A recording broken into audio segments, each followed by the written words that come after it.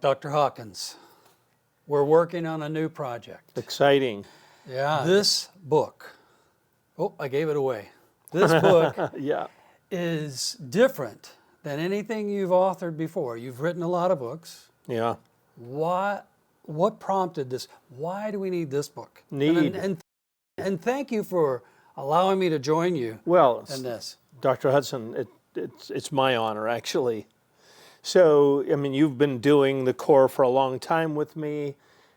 I mean, you and I have what I think is just an incredibly unique perspective. We're in the trenches. We're in the trenches where most clinicians won't go into the trenches that we go into. Right. So we go in the trenches, and what gave rise to this book and why I asked you to co-author this book with me is because there's a need. There's an incredible need. There's lots out there for the victim of narcissistic and emotional abuse, and I'm glad there is. Yes. There's frankly nothing out there for the perpetrator of abuse. And so we have men ask us all the time, where do I get something to read? Where is the work for me to do? What is the work for me to do? And hence, we decided to write a book together called You've Been Called a Narcissist, Now What? And of course, the title says, get over it, get over yourself. Right, exactly. And get down to the work. So the book comes out of a need. It comes out of an absolute lack of resources for perpetrators of emotional abuse and narcissistic abuse. And again, you and I find that this isn't hopeless work. That's right. This is hopeful work. Right. And we believe that men are going to read this book. Men who are really willing to start to do the work. And by the way, we call the work when they really get down to business, when they're working through their denial, when they're accepting responsibility for the harm they have done. But it's a process. The book is a structured program, so to speak, so that men can methodically work through the issues. And we define what does the work look like. Exactly. Taking ownership for these problems, coming out of denial, getting onto a path of healing and growth. And of course, I have many, many stories of men who have embarked on this journey. They've begun to make the changes. She is delighted to see these changes, and gradually, ever so gradually, they start to see these changes, and they become excited and as healing occurs.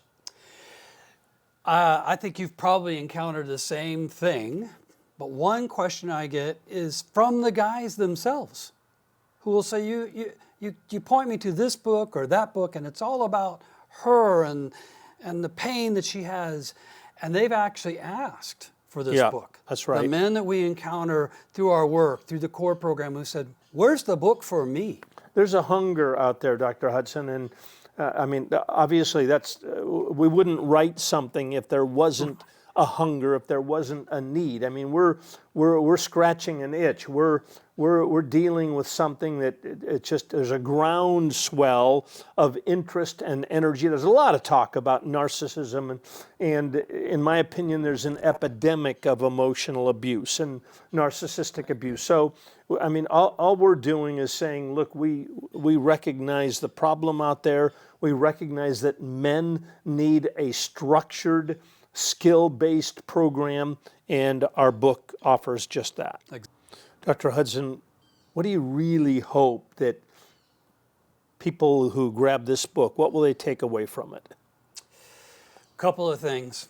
Number one, that the readers, especially the men, we're addressing them. Sure. Let's be right. straight here, right? Right. Is that they see it's not all about them. The work is, but the result is not all about them.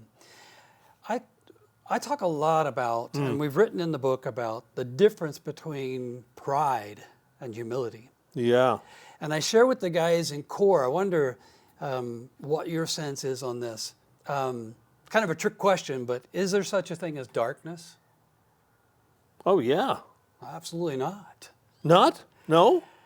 Darkness is the absence of light. Ah, okay, okay. What about pride? Pride is the absence of humility. Ah, And when you begin to understand that the only way you can get to humility is by eliminating pride, right? I The love it. foundation of all the unhealthy behavior that we're addressing, yeah, yeah.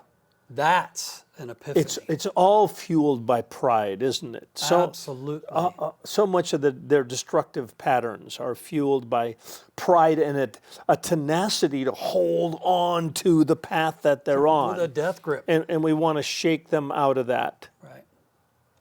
So thinking about pride and replacing that with humility, by the way, they cannot coexist, pride and humility. Yeah, yeah. Light and darkness, using that analogy again. Yeah, yeah. You can't bring darkness into a room and the room goes dark. But you can bring humility into a life that's filled with pride. I like and that. reveal what's really happening. That's my hope. If you read this book and that's what you get, that's the starting point that we're really looking forward to.